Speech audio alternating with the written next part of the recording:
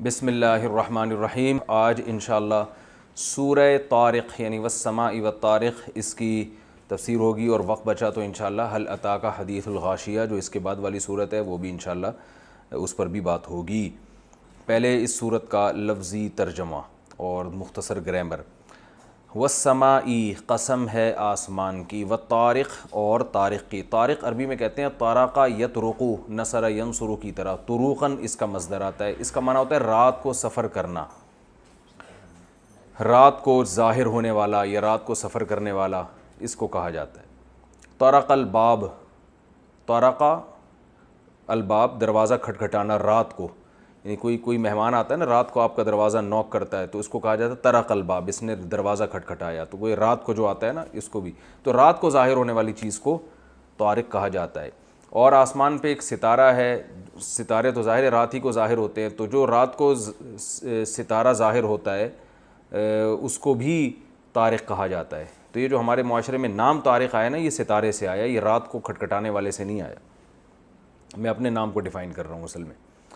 والسماء والطارق، قسم ہے آسمان کی اور طارق کی۔ وما ادراک ما الطارق، اور آپ کو کیا پتا کہ طارق کیا ہے؟ النجم الثاقب، النجم ستارہ ہے، الثاقب چمکنے والا۔ تو یہاں طارق سے مراد ہے ستارہ، کیونکہ وہ بھی رات کو ظاہر ہوتا ہے۔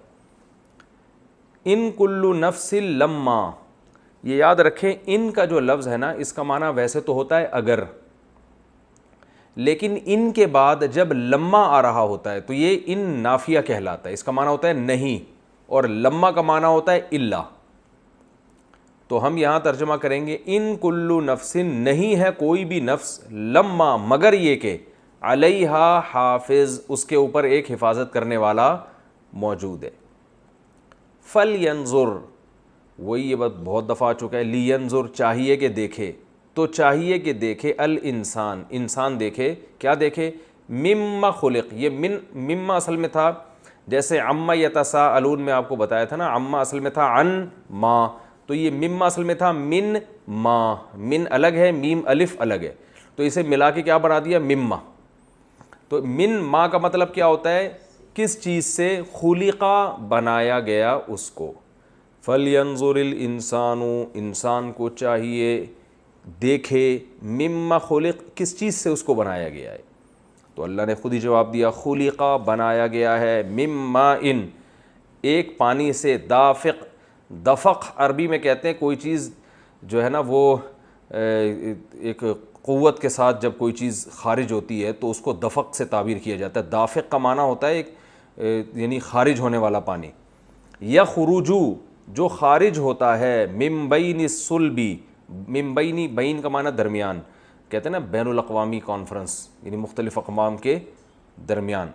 من بین الصلب، صلب عربی میں کمر کو کہتے ہیں، ترائب یہ سینے کی یہ جو ہڈیاں ہیں نا، یہ والی ہڈیاں، اس کو ترائب کہا جاتا ہے۔ تو یہ پانی نکلتا ہے کمر سے اور سینے کے درمیان سے۔ انہو، بے شک وہ اللہ، علی رجعہ، اس انسان کو لوٹانے پر، رجع کا معنی ہوتا ہے لوٹانا، کہتے ہیں نا بات سے انہوں نے رجوع کر لیا ہے، ہم کہتے ہیں انا للہ و انا الیہ راجعون، بے شک ہم اللہ ہی کے لیے ہیں اور ہم اللہ ہی کی طرف راجعون، لوٹ کر جانے والے۔ تو رجع کا معنی لوٹنا، بے شک وہ لوٹانا، بے شک وہ اللہ تعالیٰ علی رجعہ، اس انسان کے لوٹانے پر، لقادر، لام تاکید کے لیے، قادر کا معنی قدرت والا۔ یوم، اس دن، تبلی السرائر، تبلا، تبلا اصل میں تھا تبلیو، تکرمو کی طرح ہے، اس کا معنی ہوتا ہے ابلیا یبلیو ابلاءن، اکرما یکرمو اکرامن کی طرح، تو ظاہر کرنا، ٹھیک ہے نا۔ یوم تبلا، جس دن ظاہر کر دیے جائیں گے، السرائر، راز، سریرہ، سر راز کو کہتے ہیں نا، سری نمازیں کہتے ہیں نا جو آہستہ پڑھی جاتی ہیں، چھپی ہوئی ہوتی ہیں، جہری جو زور سے پڑھی جاتی ہیں، تو سرائر، ہاں کہتے ہیں نا اسرار اور رموز، تو سرائر چھپی ہوئی چیزوں کو، جس دن ظاہر کر دیا جائے گا چھپی ہوئی باتوں کو یا چھپے ہوئے عمل کو۔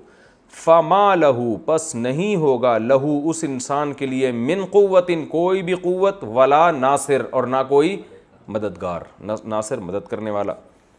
والسماء، قسم ہے آسمان کی، ذات الرجع، جو لوٹانے والا ہے، تفسیر میں بتاؤں گا کیا مطلب لوٹانے کا. آسمان کی قسم جو کیا کرنے والا ہے, لوٹانے والا ہے. والارضی, اور زمین کی قسم, ذات الصدعی, جو پھٹنے والی ہے. صدع کا معنی ہوتا ہے کسی چیز کا پھٹ جانا, جیسے زمین کا سینہ پھٹتا ہے نا جب اس میں نباتات اگتے ہیں. صداع الرأس عربی میں مشہور ہے, سر کا درد, سر پھٹ رہا ہوتا ہے اس میں. انہو, بے شک یہ قرآن, لقول, ایک ایسا قول ہے, فصل, فصل کا معنی جدا کرنے والا. آپ نے دیکھو بھئی شہر کی فصیل, کیونکہ وہ دیوار ہوتی ہے جو شہر کو جدا کر رہی ہوتی ہے, بھئی یہاں سے بارڈر ہے یہ شہر کا. اور فصل, یہ اس کو بھی کہتے ہیں ہم, جو بھئی آج ایک نئی فصل ہے یہ, کیونکہ ایک جیسے پیاز کی فصل کٹ گئی, پھر آگے گنا اگا رہے ہیں. مجھے نہیں پتہ گنا پہلے اگتا ہے یا پیاز پہلے اگتا ہے, لیکن اس کو بھی فصل کیا مطلب, یہ بھی ایک باؤنڈری ہے نا. اب یہ کٹ گئی, اب دوسری, تو یہ دونوں ایک دوسرے کو کیا کر رہی ہوتی ہیں, فصلیں جدا کر رہی ہوتی ہیں. ایک ہی فصل ایک دوسرے کو جدا نہیں کرتی. تو فصل کا معنی کیا ہوتا ہے, جدا. فیصلہ اسی سے نکلا ہے بھائی, فیصلہ سناؤ بھائی, جج نے فیصلہ سنایا ہے, ٹھیک ہے نا. طلاق کو بھی فیصلے سے تعبیر کیا جاتا ہے ہمارے یہاں, بھائی اب تو فیصلہ دے دو, اس کو کہتے ہیں نا لوگ. تو یہ سب جدا کرنے سے, کھول کھول کے بیان کر دینے سے ہے. تو انہو لقول فصل, یہ ایک ایسا قول ہے, یعنی ایک ایسا کلام ہے, فصل, جو حق اور باطل کو جدا کر دیتا ہے. وما ہوا بالہزل, اور نہیں ہے یہ مذاق. ہزل کسے کہتے ہیں, غیر سنجیدہ. آپ کوئی بھی بات ویسے ہی کر رہے ہیں تو اس کو کیا کہا جائے گا, ہزل. جیسے حدیث میں آتا ہے, ثلاث جدہن جد وہزلہن جد, 3 چیزوں کی مذاق بھی حقیقت اور ہزل بھی کیا ہے, حقیقت. یعنی حقیقت تو حقیقت ہے ہی, ہزل بھی کیا ہے, حقیقت. نکاح, طلاق اور رجوع. آپ نے بیوی کو ایک طلاق دی, مذاق میں کہہ دیا میں نے رجوع کر لیا, تو وہ رجوع ہو گیا. غلام کو آپ نے آزاد کیا, مذاق میں, چل یار تو آزاد ہے, وہ ہو گیا, سچی مچی کا ہو گیا. بیوی سے ویسے ہی گپ شپ میں کہا چلو طلاق کھیلتے ہیں, ٹھیک ہے, میری طرف سے تم کو 3 طلاقیں. پھر آپ کہہ رہے ہو میں تو کیا کر رہا تھا, مذاق. تو ایسا مذاق صحیح نہیں, وہ تینوں ہو گئی. انہم, بے شک یہ لوگ, یکیدونا, یکیدونا اصل میں تھا یکیدونا, یضربونا کی طرح. اس کا معنی ہوتا ہے تدبیر کرنا, قید, مکر و قید نہیں لفظ استعمال ہوتا. بے شک یہ لوگ یکیدونا, تدبیریں کر رہے ہیں, بری تدبیروں میں استعمال ہوتا ہے یہ اکثر. کیدن, تدبیریں کرنا. وَأَكِيدُ, اضربو کی طرح, اکیدو, اور میں تدبیر کر رہا ہوں, کیدن, تدبیر, میں بھی ایک تدبیر کر رہا ہوں. فَمَهِّلْ, فا کا معنی پھر مہل, سبح کی طرح ہے, اس کا معنی ہے مہلت دینا. مہل یمہل تمہیلاً, سبح یسبح تسبیحاً, اس کا معنی ہوتا ہے مہلت دینا. فَمَهِّلِ الْكَافِرِينَ, آپ کافروں کو مہلت دیں. آگے امہل, اکرم کی طرح, امہل یمہل امہالاً, اس کا معنی بھی کیا ہے, مہلت دینا. اردو میں مہلت کا لفظ بہت استعمال ہوتا ہے, بھائی تھوڑا سا مہلت دو اس کو. تو امہل, اکرم کی طرح, امر کا صیغہ ہے. امہلہم, آپ بھی مہلت دیں ان کو. پہلے اللہ نے کہا کہ آپ کافروں کو مہلت دیں, پھر دوبارہ دوسرے باب کے ساتھ اللہ نے کہا آپ کافروں کو مہلت دیں. رویدہ, رویدہ کا معنی بھی, یہ رویدہ ورڈ بس اسی طرح, اس کا معنی بھی ہوتا ہے مہلت دینا. جیسے کوئی کام آدمی جلد بازی میں, کوئی آپ سے پیسے مانگ رہا ہے, 2 یار میرے پیسے 2 یار, آپ اسے کہتے ہیں رویدن. رویدن کا مطلب کیا, یار تھوڑا سا ایکسکیوز سر, ٹھیک ہے نا, ایکسکیوز مس کہتے ہیں نا, تھوڑا سا یار جلد بازی نہیں کرو یار, دے رہے ہیں, صبر کرو. رویدن, ٹھیک ہے, اس کا معنی بھی. یہ تو اس کا لفظی ترجمہ ہو گیا. اس صورت کی تفسیر بہت آسان ہے.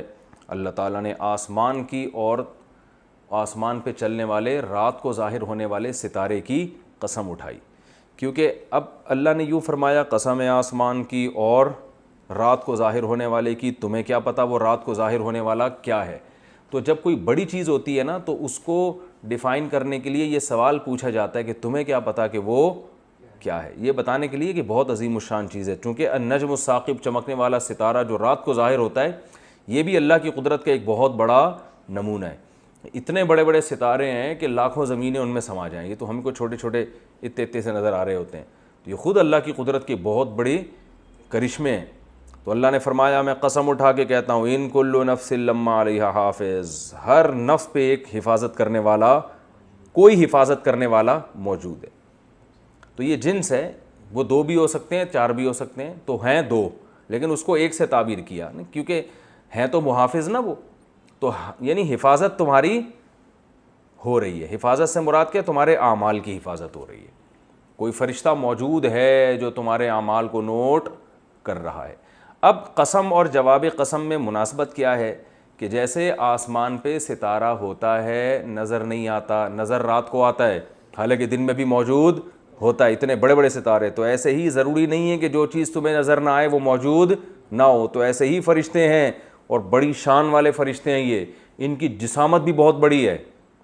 فرشتوں کی تو جسامت اتنی ہے کہ انسان دیکھے تو ویسے ہی خوف سے مر جائے.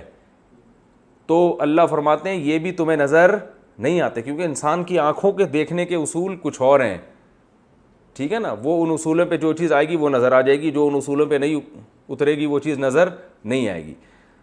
تو جیسے اللہ اتنے بڑے بڑے ستارے بنا سکتا ہے جو رات کو نظر آتے ہیں, تو ایسے ہی اللہ نے اور بھی بہت سی چیزیں بنائی ہیں جو تمہیں نظر نہیں آتی. تو وہ ان میں سے ایک کیا ہے؟ فرشتے ہیں جو تمہارے اوپر متعین ہیں. اللہ کہتے ہیں اب بھی اگر بات سمجھ میں نہیں آتی اور تمہیں یقین نہیں ہے کہ ہم, یعنی جب فرشتہ موجود ہے تو اس کا مطلب وہ اعمال لکھ رہا ہے, تو لکھ کیوں رہا ہے, یہ تکلف کیوں کر رہا ہے؟ وہ حساب و کتاب ہوگا. اگر حساب و کتاب نہ ہوتا تو یہ تکلف ہوتا؟ ارے پورا کمپنی دیکھتی ہے نا کہ ہر چیز کا حساب رکھتی ہے نا, فلاں کی اتنی سیلری تو لکھی اس لیے جاتی ہے, وقت پہ سیلری دینی بھی ہے نا اس کو. تو لکھا وہی کام جاتا ہے جس پر پریکٹیکل لائف میں اس کا کوئی اثر پڑنے والا ہو, خام خواہ میں تھوڑی لکھا جاتا ہے. تو آپ نے بیگم کو کھانا کھلایا اور لکھ رہے ہیں کہ 2 روٹی کھائی, تو بیگم کو غصہ نہیں ہے کیوں لکھ رہے ہو بھائی, کیا 2 سے زیادہ کھانے کی اجازت نہیں ہے؟ نہیں بھی اجازت, تو پھر لکھ کیوں رہے ہو؟ کہ ویسے نالج کے لیے, ریکارڈ کے لیے. تو یہ فضول سی بات ہو جائے گی نا. یا تو بھائی اس لیے لکھ رہے ہیں کہ بھائی آئندہ جو ہے نوٹ کروں گا کہ اس دفعہ 2 کھائی ہیں, تو اگلی دفعہ اگر 3 کھائی ہیں تو پھر پوچھوں گا کہ پچھلی دفعہ تو 2 کھائی تھی, اس دفعہ آپ نے 3 کیوں کھائی. تو اگر یہ سوالات کر رہے ہیں تو پھر تو ٹھیک ہے, نہیں کرنے تو پھر بلا وجہ چیزیں لکھی نہیں جاتی, نہ لقمے گنے جاتے ہیں. آپ کے ہاں کوئی مہمان آیا, آپ نے کھانا رکھ دیا, اب جتنے لقمے کھائیں آپ نے اس کو پیپر پہ لکھ کے دے دیا, آپ نے ماشاءاللہ 50 لقمے نوش فرمائے. وہ کہے گا یہ رپورٹ پیش کرنے کا مقصد کیا کہ ویسے ہی لکھ رہا تھا میں. اس کو غصہ آئے گا نا بھائی, کیوں؟ یا تو فی لقمہ آپ نے 5 روپے رکھے ہوں پھر تو ٹھیک ہے. تو بلا وجہ کچھ نہیں لکھا جاتا. اللہ فرماتے ہیں فرشتہ موجود ہے جو چیزیں لکھ رہا ہے, تو یہ بلا وجہ نہیں ہے, اس کا مطلب حساب و کتاب ہے. اب بھی اگر سمجھ میں نہیں آتا, کیونکہ جہاں حساب و کتاب کی بات آئے گی وہاں فوراً سوال ہوگا مٹی ہو کے ختم ہو گئے تو دوبارہ کیسے زندہ ہوں گے, یہ لازمی سوال آئے گا. بھائی حساب و کتاب ہے تو یہ قبروں میں گل چھڑ کے مردے ختم کیوں ہو رہے ہیں؟ تو اللہ نے فرمایا یہ جیسے تمہاری عقل میں نہیں آتا تو تم اپنے ماضی کو جھانک کے دیکھو. فَلْيَنظُرِ الْإِنسَانُ, انسان کو چاہیے کہ وہ دیکھے مِمَّا خُلِقَ, کس چیز سے بنایا گیا ہے. ایک پانی کے قطرے سے بنایا ہے, تو عقل مانتی ہے اس پانی کے قطرے کو رکھو اور دیکھو, بولو اس سے انسان بنے گا, اس میں آنکھ بھی ہوگی, ناک بھی, دل بھی, دماغ بھی, جگر بھی, گردے بھی, پھیپھڑے بھی, سمجھ میں آ جائے گا؟ تو نہیں آئے گا نا. تو جس رب نے اس پانی سے بنا لیا وہ رب مٹی سے دوبارہ کیوں نہیں بنا سکتا؟ اس لیے اللہ نے فرمایا فَلْيَنظُرِ الْإِنسَانُ, انسان کو چاہیے کہ وہ دیکھے مِمَّا خُلِقَ, کس چیز سے بنایا گیا. پھر اللہ بتاتے ہیں, ہم بتاتے ہیں خُلِقَ مِن مَاءٍ دَافِقٍ, ایک ایسے پانی سے بنایا گیا جو قوت کے ساتھ نکلتا ہے. یخرج من بین الصلب والترائب, جو پشت اور سینے کے بیچ سے نکلتا ہے. اس پہ بڑی بحث ہوئی ہے کہ پشت سے کیسے نکلتا ہے, سینے سے کیسے. یہ تو حکیم الامہ حضرت مولانا شرف علی تھانوی رحمہ اللہ نے بہت ساری تفسیروں کا مطالعہ کیا ہے, اس کے بعد تفسیر لکھی ہے. وہ فرماتے ہیں اس میں جو راجح قول ہے وہ یہ ہے کہ یہ کنایا ہے کہ پوری باڈی سے نکلتا ہے, کیونکہ جب 2 کناروں کا ذکر کیا جاتا ہے نا تو اس سے مراد یہ نہیں ہوتا کہ یہاں سے نکل رہا ہے, بلکہ اس سے مراد کیا ہوتا ہے, انسان کے جسم میں یا تو سامنے کا حصہ ہے یا پشت ہے, تو پوری باڈی کے درمیان سے. تو یہ جو ہے پوری باڈی کے درمیان سے کیسے, بلڈ سے بنتی ہے نا, جو بھی انسانی جسم میں جو منی بنتی ہے وہ بلڈ سے بنتی ہے, تو پورے جسم, اور اس سے پورے جسم پہ اثر پڑتا ہے, پوری باڈی پہ اس پہ اثر پڑتا ہے. اور پوری باڈی اگر آپ کی کمزور ہے تو پھر اس پانی پہ بھی اثر پڑے گا. اور اگر باڈی صحت مند ہے, تبھی کہتے ہیں جیسے جیسے انسان بوڑھا ہوتا ہے تو اس میں اولاد پیدا کرنے کی صلاحیت ختم ہوتی چلی جاتی ہے. تو پوری باڈی سے اس میں یہ بھی ہے کہ جو لوگ اس طرح کی چیزیں کھا رہے ہوتے ہیں نا, آج کل ہمارے یہاں جعلی حکیموں نے پتہ نہیں کیا کیا لگایا ہوا ہوتا ہے, طاقت اور قوت کے خزانے اور کیا. تو بھائی جس آدمی کی صحت ٹھیک ہے, تو جیسے اس کی نظر ٹھیک ہے, سماعت ٹھیک ہے, گویائی ٹھیک ہے, تو اس کی باقی قوتیں بھی ٹھیک ہیں. اور اگر آپ کی باڈی ٹھیک نہیں ہے تو آپ کی نظر بھی خراب ہوگی, سماعت پہ بھی اثر پڑے گا, آپ کے حافظے پہ بھی اثر پڑے گا. تو باقی تمام قوتوں پہ بھی اثر پڑے گا. تو اللہ نے فرمایا کہ بین الصلب والترائب انہ علی رجعہ لقادر، بے شک وہ اللہ انسان کو لوٹانے پر قدرت رکھتا ہے. کیا مطلب؟ جو اللہ اس طرح سے بنا سکتا ہے کہ ایک ایسا پانی پوری باڈی سے نچوڑ کے اس سے انسان بنا دیا دوبارہ، تو اس انسان کو دوبارہ لوٹانے پر قادر کیوں نہیں ہے؟ تو مر جاؤ گے، اللہ دوبارہ زندہ کر کے کھڑا کر دے گا. اور یہ وہ دن ہوگا یوم تبلی السرائر، ایسا ہی نہیں کھڑا کر کے بس قدرت دکھائے گا کہ دیکھو میں نے زندہ کر دیا چلو اب دوبارہ مر جاؤ. نا نا نا نا نا، یہ وہ دن ہوگا جس دن رازوں کو ظاہر کر دیا جائے گا. کتنے لوگوں نے چھپ کے گناہ کیے ہوں گے وہ سامنے آ جائیں گے، کتنے لوگوں نے برائیاں کی ہوں گی وہ سامنے آ جائیں گی. اللہ سب کی حفاظت فرمائے. فما لہ من قوت، پھر کوئی قوت نہیں ہے اس کے لیے، طاقت اس وقت طاقت نہیں ہوگی، آج تو بچ جاتا ہے طاقت سے، کمزور ہوگا وہ انسان. ولا ناصر، اور کوئی اس کا مددگار نہیں ہوگا. والسماء ذات الرجع، پھر اللہ آسمان کی قسم اٹھاتے ہیں، وہ آسمان جو لوٹانے والا ہے. لوٹانے والا کیا مطلب؟ ہر چیز کو لوٹا دیتا ہے. آپ نے ایک سائنس میں ٹرم سنی ہوگی نائٹروجن سائیکل، پتہ نہیں سائیکل کہتے ہیں سرکل کہتے ہیں. تو وہ کیا ہوتا ہے کہ یعنی سائنس یہ کہتی ہے کہ دنیا جتنی بھی چیزیں ہیں نا یہ سب گھوم پھر کے دوبارہ ایک فارم میں آ جاتی ہیں. جیسے بادلوں سے پانی اٹھتا ہے آسمان پہ جا کے دوبارہ زمین پہ، تو آسمان کیا کرتا ہے؟ اس کو، آسمان سے مراد بلند چیز، اس کو لوٹا دیتا ہے. جو کچھ بھی ہو رہا ہے گھوم پھر کے واپس اسی کنڈیشن میں آ جاتا ہے. تو یہ آسمان کر رہا ہے کہ پانی بھی جا رہا ہے اوپر واپس لوٹ کے واپس، تو اللہ نے اس چیز کو گھما دیا نا بالکل. تو اللہ فرماتے ہیں اس آسمان کی قسم جو ہر چیز کو لوٹا دیتا ہے. والارض ذات الصدع، اور زمین کی قسم جو پھٹ جاتی ہے.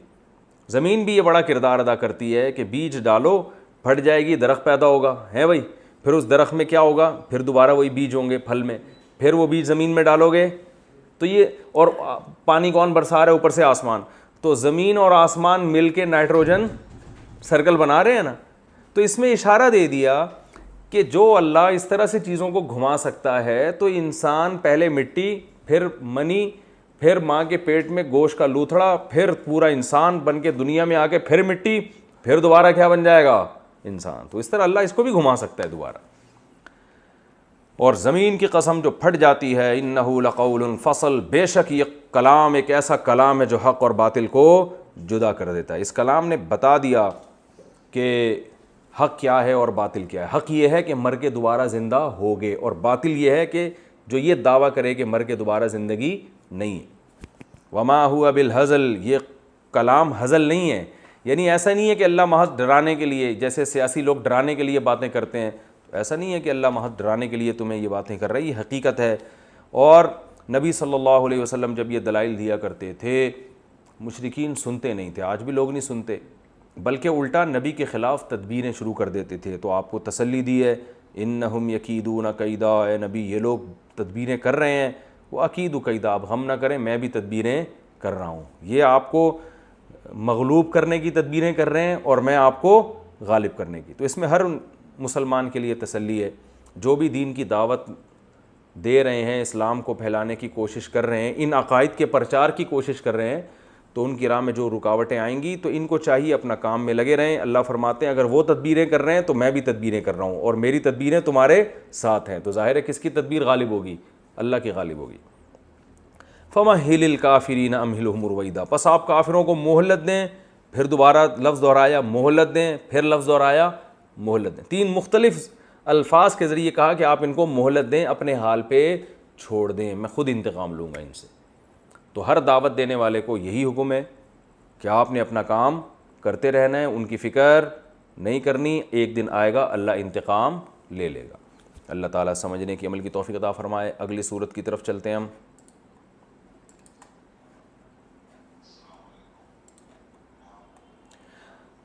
اگلی صورت ہے جی سبح اسم ربک الاعلی. اچھا میں نے سورہ غاشیہ بول دی تھی، سبح اسم ربک الاعلی. سبح، سبح کا معنی سبح یسبح، امر بنتا ہے نا، یسبح سے یا ہٹائیں گے اور آخر کو ساکن کر دیں گے تو سبح، پاکی بیان کریں. اسم ربک، اپنے رب کے نام کی، الاعلی جو کیا ہے؟ برتر ہے. اپنے رب کے نام کی پاکی بیان کریں.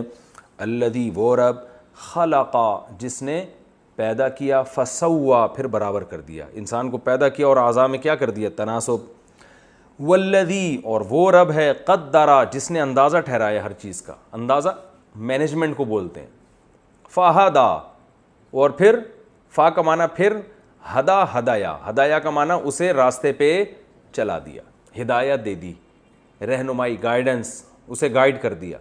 تفسیر میں اس کا میں انشاءاللہ مفہوم بتاؤں گا۔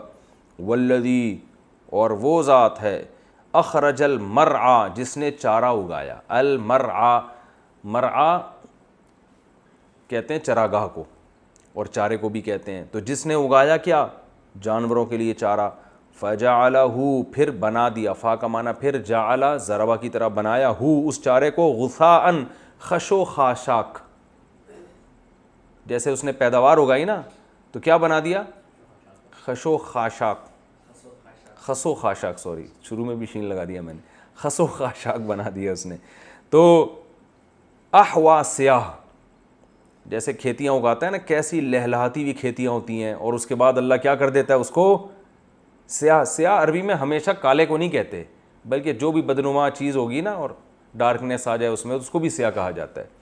غثاء احوا، ایسے بنا دیا اس کو بالکل خس و خاشاک اور سیاہ بنا دیا۔ سنقرئ کا، سا کا مطلب عن قریب، نقرئ قراءت سے نکلا یہ، اقرأ یقرئ اقراء، اکرم یکرم اکراما، اس کا معنی ہوتا ہے پڑھانا۔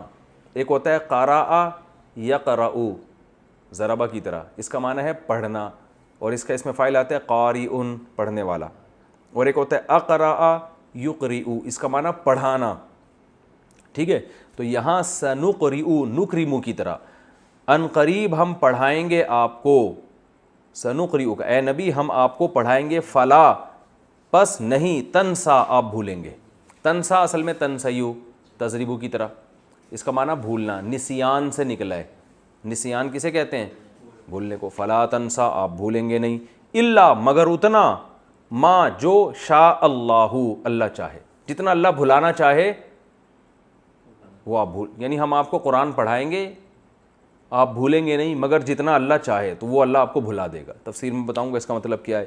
انہو بے شک وہ اللہ، یعلم الجہر جانتا ہے جہر کو، جہر ظاہری باتیں، ظاہری چیزوں کو بھی جانتا ہے، وما اور ان چیزوں کو بھی، یخفا جو چھپی ہوئی ہیں، خفیہ یخفا، یخفیو تھا اصل میں، سمیع یسمعو کی طرح، چھپنا کسی چیز کا، وہ چیزیں جو چھپ گئی ہیں ان کو بھی جانتا ہے، مخفی کہتے ہیں نا، مخفی۔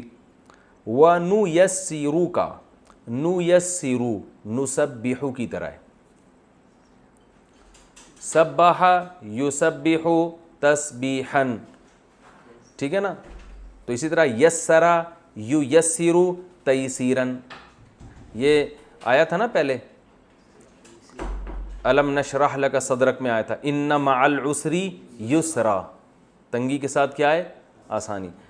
وَنُيَسِّرُ کا، ہم آپ، یسر یسر کا معنی ہوتا ہے آسان کرنا، ہم آپ کو آسان کریں گے، للیسرا آسانی کے لیے، یسرا کا آسانی کو کہتے ہیں، ہم آپ کو آسان کریں گے کس کے لیے، آسانی کے لیے، کیا مطلب، آپ کو، آپ آسانی کے لیے آسانی پیدا کریں گے ہم، یہ مطلب اس کا، یعنی آسان ترجمہ ہوگا، ہم آپ کو، آپ کے لیے آسانیاں پیدا کریں گے، ٹھیک ہے نا۔ اس کا تفسیر میں بتاؤں گا انشاءاللہ اس کا پورا مفہوم۔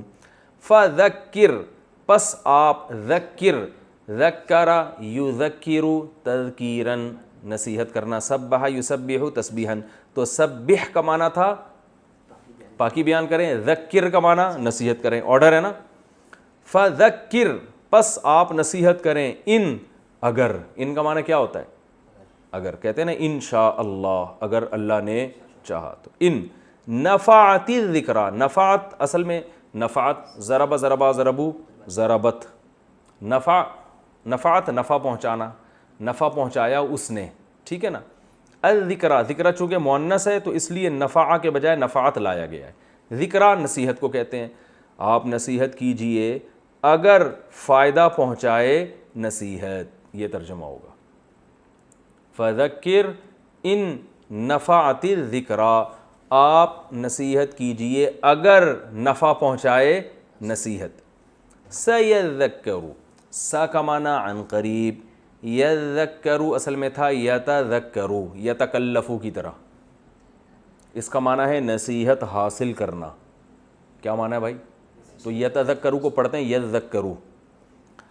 ان قریب نصیحت حاصل کر لے گا من، وہ شخص، یخشا جو ڈرتا ہو. یخشا یخشیو تھا نا، یضربو کی طرح، یسمعو کی طرح. جو ڈرے گا، ڈرنے والا ہوگا یا ڈرے گا، وہ نصیحت حاصل کر لے گا. وَيَتَجَنَّبُهَا، یتجنبو واو کا معنی اور، یتجنبو یتکلفو کی طرح، یتکلفو یتکلفانی یتکلفون، باب تفاعل ہے نا تکلف. یتجنبو اجتناب کرے گا، اردو میں لفظ استعمال ہوتا ہے نا اجتناب. یتجنبو اور اجتناب کرے گا، ہاں اس سے یعنی اس نصیحت سے، الاشقا. اشقا اصل میں تھا اشقیو. میں نے آپ کو بتایا تھا نا ازربو دوسرے کے مقابلے میں زیادہ مارنے والا، تو شقاوت سے نکلا ہے. شقی اور شقاوت کہتے ہیں بدبختی کو، کہتے ہیں نا شقی آدمی ہے. کہتے ہیں کہ نہیں کہتے؟ نہیں کہتے تو ابھی کہہ کے دیکھ لیں، ٹھیک ہے نا. شقاوت کسے کہتے ہیں؟ بدبختی. شقی بدقسمت، جس کا انجام اچھا نہ ہو، اس کو کہا جاتا ہے. یعنی اصل میں بدقسمت کو کہتے ہیں، بدبخت انسان. تو یہ کمپیریٹو ڈگری ہے. ازربو دوسرے کے مقابلے میں زیادہ مارنے والا، اشقا دوسرے کے مقابلے میں زیادہ شقی. تو مراد ہے سب سے زیادہ شقی، یہ مراد ہے اس کی.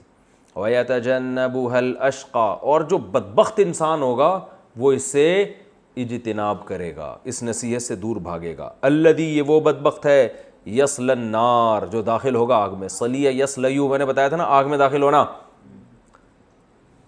الذی، یہ وہ شخص ہے، یصلی النار، جو آگ میں داخل ہوگا، الکبریٰ، بڑی آگ. اکبر ازربو کی مؤنث کیا آتی ہے؟ زربا. تو اکبرو کی کبریٰ. اکبر کا معنی بھی بڑا اور کبریٰ اس کی مؤنث. تو آگ کا لفظ عربی میں مؤنث ہے اصل میں. ویسے بھی خواتین زیادہ آگ لگاتی ہیں نا. کسی نے پوچھا نا کون سا ادارہ ہے جس میں خواتین جاب نہیں کر سکتی، تو اس نے کہا فائر بریگیڈ. تو بھائی یہ کیوں کروں گا؟ خواتین کا کام آگ لگانا ہے، آگ بجھانا نہیں ہے. لیکن میں ان خواتین کی بات کر رہا ہوں جو تفسیر نہیں سنتی، یہ ذہن میں رکھنا.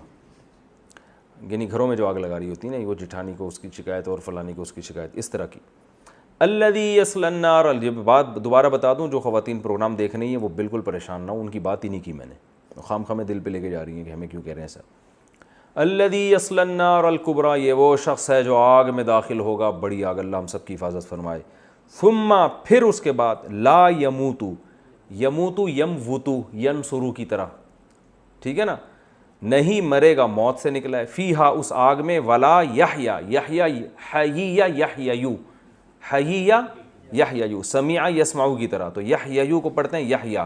یہ وہ یحیا نہیں ہے جو نام ہوتا ہے. ارے بھائی یحییٰ علیہ السلام نام بھی تو تھا نا، وہ ناؤن ہے. یہ سینٹنس ہے پورا، یہ فعل ہے، ٹھیک ہے نا. تو اب ایسا نہ ہو یحییٰ علیہ السلام کو بھی کہیں یحییٰ کا مطلب اصل میں یہ وہ یحییٰ اور ہیں، یہ یحییٰ اور ہے. حییہ یحییو، یحییو کو یحییٰ پڑھا جاتا ہے، اس کا معنی حیات سے نکلا، زندہ ہونا. لا یموت فیہا، نہیں مرے گا اس آگ میں، ولا یحیا، اور نہ زندہ ہوگا. قد کا معنی بے شک، تحقیق.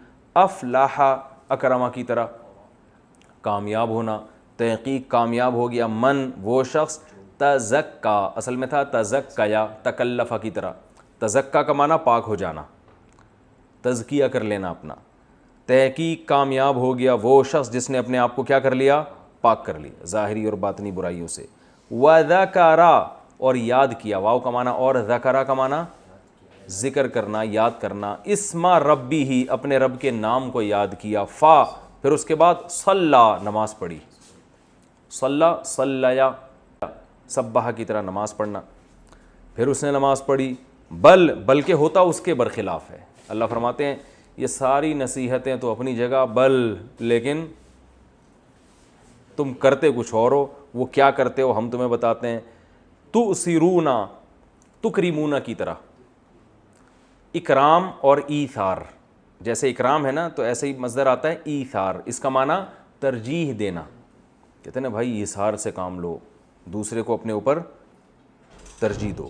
تؤثرون تکرمون کی طرح, بل تؤثرون لیکن تم کیا کرتے ہو, ترجیح دیتے ہو الحیات الدنیا, اس دنیا کی زندگی کو, دنیا کو پہلے رکھتے ہو, آخرت کیا ہے دوسرے نمبر پہ. اللہ یہ نہیں کہہ رہے تم نے آخرت بالکل چھوڑ دی ہے, جہاں آخرت اور دنیا کا مقابلہ ہوتا ہے تم فوکس کس کو کرتے ہو, دنیا کو. تو پہلے یہ وہ بے شک نقصان ہو جائے آخرت کا. والآخرۃ, حالانکہ آخرت, میں نے بتایا تھا نا جملے کے شروع میں جب واو داخل ہوتا ہے تو بعض دفعہ کنڈیشن بیان کر رہا ہوتا ہے کہ حالانکہ, ہم یہاں ترجمہ کیا کریں گے, حالانکہ یعنی تم دنیا کو ترجیح دے رہے ہو, جبکہ حقیقت یہ ہے کہ آخرت خیرن, وہ بہتر بھی ہے یعنی دنیا سے, وَأَبْقَى, ابقیو ازربو کی طرح, باقی زیادہ باقی رہنے والی, ٹھیک ہے نا, ازربو زیادہ مارنے والا, ابقیو زیادہ باقی رہنے والی. حالانکہ آخرت زیادہ باقی رہنے والی ہے, بہتر بھی ہے, زیادہ باقی رہنے والی بھی. ان ھذا, بے شک یہ بات جو ہم نے کی ہے پوری صورت میں, یا یہ آخرت کے بارے میں جو بات کی ہے, لفی, لام کا معنی لام تاکید کے لیے, فی الصحف, صحیفوں میں ہے, الاولا, پچھلے بھی, اولا وانا پچھلے صحیفوں میں بھی ہے. وہ کون سے ہیں پچھلے صحیفے, صحف ابراہیم, وہ ابراہیم کے صحیفے, و موسیٰ, اور موسیٰ کے صحیفے, ان میں بھی. ہم تو شروع سے ایک ہی بات کرتے آ رہے ہیں, تم دنیا داری میں لگے ہوئے ہو, لیکن اللہ فرماتے ہیں ہم تو ہر پیغمبر کو ایک ہی تعلیم دے کے بھیجتے ہیں, آخرت دنیا سے بہتر ہے. تو یہ تو اس صورت کا لفظی ترجمہ تھا. اب ہم اس کی تھوڑی سی تفسیر کر لیتے ہیں. سبح اسم ربک الاعلیٰ, اے نبی, اور نبی کے ہم سب کو خطاب ہے کہ تم سب اپنے رب کا نام لو, وہ رب جو الاعلیٰ ہے, سب سے برتر ہے. حدیث میں آتا ہے کہ جب یہ صورت نازل ہوئی تو آپ صلی اللہ علیہ وسلم نے فرمایا اجعلوہ فی سجودکم, اسے اپنے سجدوں میں کر لو. تبھی ہم سجدے میں کیا کہتے ہیں, سبحان ربی الاعلیٰ. اللہ نے کہا پاکی بیان کرو اس رب کی جو اعلیٰ ہے, تو ہم کیا کرتے ہیں, سبحان ربی, میرے رب پاک ہے, الاعلیٰ, جو اعلیٰ ہے. تو اس آیت پر عمل کر رہے ہوتے ہیں, ٹھیک ہے نا. اور جب حدیث میں آتا ہے یہ صورت نازل ہوئی, فسبح باسم ربک العظیم, سورہ واقعہ میں ہے نا, اپنے رب کی پاکی بیان کرو جو کیا ہے, عظیم. تو آپ نے صلی اللہ علیہ وسلم نے فرمایا اجعلوہ فی رکوعکم, اس کو اپنے رکوع میں کر لو. تبھی ہم کیا کہتے ہیں, سبحان ربی العظیم. میں اپنے جب بھی یہ بتاتا ہوں نا, مجھے اپنا بچپن کا ایک واقعہ یاد آتا ہے. بچے جو ہے نا بس ایک دوسرے کی نقل اتارتے ہیں, ان کو نہیں پتہ ہوتا ہو کیا رہا ہے. ہم جب چھوٹے تھے, ہم نے نماز شروع کی نا, تو ہم مسجد میں بہت چھوٹے تھے. ویسے تو اللہ کا شکر ہے ہمارے والد صاحب نے ہمیں گھر میں نماز بھی سکھائی, دعائیں بھی سکھائیں, قرآن بھی میرے والد صاحب نے شروع میں پڑھایا, پھر بڑے بھائی نے باقی قرآن پڑھایا. لیکن جو چھوٹا بچہ تو بس شروع میں جب انگلی پکڑ کے ابا مسجد میں لے کے جاتے ہیں, وہ دیکھ رہا ہوتا ہے دوسرے کیا کر رہے ہیں. تو میں بڑا پریشان ہوتا تھا یہ رکوع میں کیا پڑھتے ہیں. تو ایک دن میں نے رکیا کہ مجھے کسی کی نا سمس کی آواز آ رہی تھی, سم سبحان ربی, اس طرح کی نہیں ہلکی آواز آ رہی تھی. تو میں نے کہا سم سبحان ربی العظیم, سم سبحان ربی العظیم. تو میں بہت دنوں تک سم سبحان ربی العظیم اور سجدے میں سم سبحان ربی الاعلیٰ پڑھتا رہا. اچھا ہاں, سجدے میں کیا پڑھتا تھا, آواز آتی تھی الاعلیٰ, اس طرح کر کے مجھے آواز آتی تھی سجدے میں نا, جب میں کان لگاتا تھا یہ کیا ساتھ والا کیا پڑھ رہا ہے. تو میں ایسے پڑھتا تھا سجدے میں سم سبحان ربی الاعلیٰ, مجھے ابھی تک یاد ہے, سم سبحان ربی الاعلیٰ, سم سبحان. بہت دنوں تک پڑھتا رہا, پھر بتایا کہ بھائی یہ نہیں ہوتا, یہ یوں ہوتا ہے. تو سم سبحان ربی العظیم اور سجدے میں پڑھتا ہے سم سبحان ربی الاعلیٰ, سم سبحان ربی الاعلیٰ. تو مجھے وہ بچپن کا یہ واقعہ یاد آتا ہے کہ, اور بچے جو ہے نا بس دیکھ رہے ہوتے ہیں کہ کیا. بچوں کی نماز کا اسٹائل بڑا مزے کا ہوتا ہے. دیکھو جیسے آپ انگلی اٹھاؤ گے تو بچہ الٹے ہاتھ کی انگلی اٹھا رہا ہوتا ہے, اسے بس اتنا پتہ ہوتا ہے انگلی اٹھانی ہے, کون سے ہاتھ کی یہ نہیں یاد ہوتا. کبھی ادھر سلام پھیر رہا ہے, کبھی. لوگ کہتے ہیں بچے ہمارے قریب ہوں تو ہم سے نماز نہیں پڑھی جاتی, نماز میں دل نہیں لگتا. میری عادت ہے بچہ قریب ہونا نماز میں اور دل لگتا ہے. تو بچے جس طرح نماز پڑھ رہے ہوتے ہیں نا, اور اللہ کی محبت دل میں آتی ہے, یار یہ اللہ نے کیسے رونق ہے اور کیسی ایک فطرت کی عکاسی ہے. ہمارے حضرت تو فرماتے تھے جب بچے روتے ہیں نا, تو حضرت کے بھی چھوٹے بچے تھے ایک ونس اپون اے ٹائم, تو حضرت فرماتے تھے لوگ گھر مسجد میں جا کے نماز پڑھتے ہیں نا تہجد کی, کہ بچے گھر میں تنگ کر رہے ہیں. فرماتا ہے کہ میں گھر میں ہی نماز پڑھتا تھا, چاہے بچہ رو رہا ہو پھر بھی. سمجھ رہے ہیں, کیونکہ بچہ روتا ہے تو اللہ کی رحمت نازل ہوتی ہے, تو اللہ خوش ہوتے ہیں, دیکھو نماز بھی پڑھ رہے ہیں, بچے بھی رو رہے ہیں. یعنی فطرت کے جو احکامات ہیں اس پر عمل کر رہے ہو نا. اللہ نے سب, اللہ نے کہا فیملی بھی بڑھاؤ, نماز بھی پڑھو. اللہ کو وہ نماز پسند نہیں ہے کہ بیوی بچوں کی فکر سے آزاد ہو کے کیا کر رہا ہے, اطمینان قلب کے ساتھ نماز پڑھ رہا ہے. یہ والی نماز اللہ کو پسند نہیں, اللہ کو یہ کہ ٹینشن کے ساتھ نماز پڑھو. خواتین جو کہتی ہیں نا ہم بچے ہمارے پیدا ہو گئے نماز بھی نہیں پڑھنے دیتے, کم بختو یہ تم آئے کیوں دنیا میں, وہ بچے کہاں پڑھنے دیتے ہیں. تو بھائی وہ بچے رو رہے ہیں, نماز پڑھو, اسی کو اللہ قبول کرے گا, اس لیے کہ یہ جو بچے پیدا ہوئے ہیں یہ بھی تو اللہ کا حکم تھا نا, تزوج الودود الولود, اللہ کے نبی کا بہت بڑا حکم ہے کہ نسل بڑھاؤ, خاندان بڑھاؤ. یہ تو اسلام کی تعلیمات میں بہت بڑی تعلیم ہے. یہ اسلام تو خاندان کو چاہتا ہے نا, اسلام یہ یورپ والا کلچر تھوڑی چاہتا ہے کہ بچے نہ ہو, کتے پالو بلیاں پالو. اسلام تو کیونکہ ایک سسٹم بنایا ہے کہ پھر ان کے ساتھ رشتہ داری جوڑو, بہن ہو, بھائی ہوں, چچا, ماموں, خالہ, یہ سب پھر رشتہ داری جوڑو, پھر زکوٰۃ میں ان کو ثواب دو گے تو دگنا ثواب ملے گا, تو یہ ہوں گے تو ثواب ملے گا نا. تو یہ اس لیے خواتین بھی یہ پریشان ہوتی ہیں, ہائے وہ سردے میں جاتے ہیں بچے, وہ سردے میں ماؤں کے جو ہے نا چھوٹا بچہ وہ سوار ہو جاتا ہے اس کی پشت پہ, تو مائیں کہتی ہیں کمبخت بیٹھ گئے آ کے, تو یہ کمبخت نہ کہا کرو, یہ خوش ہوا کرو, بھائی اللہ کی نعمت ہے, گھر میں رونق ہے. تو کہاں سے کہاں بات چلی گئی. اللہ نے فرمایا, تو مجھے سبحان ربی الاعلیٰ سے یاد آ گیا تھا. تو سبح اسم ربک الاعلیٰ, اپنے رب کا نام لیجئے جو سب سے اعلیٰ ہے. الذی خلق, جس نے بنایا, فسوی, اور برابر کر دیا. اللہ اپنی تعریفیں کرتا ہے. والذی قدر, کیونکہ اللہ سمجھ میں نہیں آتا نا, ایتھیس کو سمجھ میں اس لیے نہیں آتا, وہ کہے گا کیسے, اللہ تو ہے ہی نہیں. تو اللہ فرماتے ہیں کون ہے جو پیدا کر رہا ہے اور برابر کر رہا ہے بھائی. اگر یہ کائنات خود بخود ہوتی تو انسان اتنا متناسب پیدا ہوتا, اس ہاتھ میں بھی 5 انگلیاں اور اس میں بھی کتنی 5, یہ خود بخود تھوڑی ہوتا ہے. فسوا, برابر کر دیا. اور جو خدا کو کے وجود کو تو مانتے ہیں مگر خدا کی قدرت کو اور اس کے احسانات کو نہیں مانتے, تو ان کی بھی دلیل آ گئی اس میں, بھائی وہ اتنا بڑا احسان کیا, تمہیں پیدا کر دیا اور برابر کر دیا تمہیں, تو اس سے اس کی قدرت بھی ظاہر ہو رہی ہے اور اس کے احسانات بھی. والذی قدر, پھر ایک اصول بیان کیا, وہ ذات جو مینجمنٹ کرتی ہے ہر چیز کو. کیا اندازہ, اس کائنات میں کوئی بھی چیز بے تکی نہیں ہے, ہر چیز میں مینجمنٹ نظر آئے گی آپ. فہدا, اور پھر اس کو راستے پہ چلا دیا, یعنی نیچر کے راستے پہ چلا دیا. اسی کو قرآن میں دوسری جگہ آتا ہے, احسن کل شیء خلقہ ثم ہدا. فرعون نے حضرت موسیٰ سے پوچھا اللہ کیا ہے, رب کون ہے بھائی؟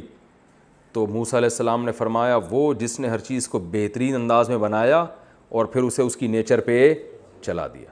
اب آپ جانوروں میں دیکھ لو نا, بکری کا بچہ پیدا ہوتا ہے کتنا خوبصورت, اور پیدا ہوتے ہی تھنوں سے دودھ پینے کی کوشش شروع کرتا ہے. تو کون ہے جس نے اس کو اس نیچر پہ چلایا؟ پیدا ہونا بھی خود سے ممکن نہیں ہے بھائی. اور پھر کون ہے جس نے اس کے دماغ میں یہ چیزیں ڈال دی تھیں کہ پیدا ہوتے ہی تیری بڑی ضرورت دودھ ہے اور وہ تجھے یہاں سے ملے گی؟ اسے کون سکھا رہا ہے؟ ہر جانور پیدا ہوتے ہی اپنی فطرت پہ چلنا شروع. تو ہر پرندے کو دیکھیں, اس کی چونچ اس کے پنجوں کے حساب سے بنائی ہے.